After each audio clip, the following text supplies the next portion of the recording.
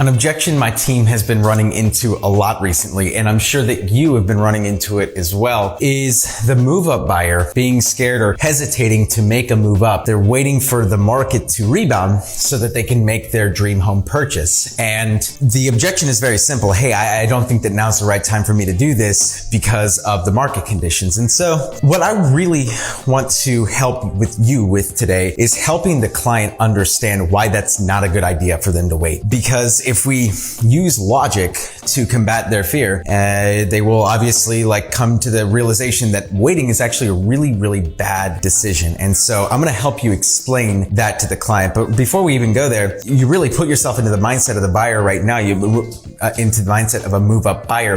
Who is a move-up buyer? They are usually in a condo or a townhome or a smaller home, and they're looking to upsize. And so most of the time, if they're looking to upsize, they're looking to go from a worse asset type, a worse asset class, which is condo townhome, into a better asset class, single family home, and or they're moving from a less sought after neighborhood and into a more sought after neighborhood. So maybe they're going from, the 6 and 7 school district to the 8, 9, 9, 10 school district. Okay, great. What we need to allow the client to understand is that when you move up an asset class, when you move into a better asset class and or you move into a better neighborhood, therefore a better asset, the better homes in the better neighborhoods hold their values better in a down market.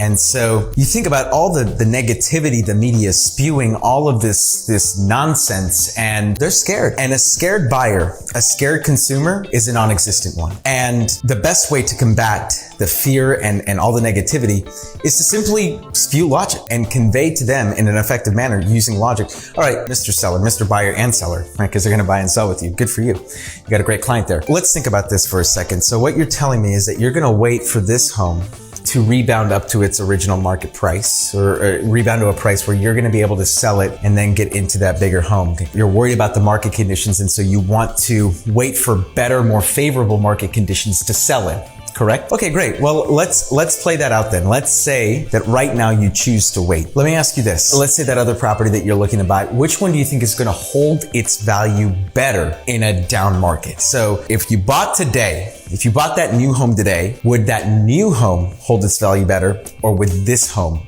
hold its value better? They're going to say, oh, well, the new home is going to hold its value better. Awesome. So what you're telling me is that you're hesitant to make the move because you effectively feel like it's going to save you money.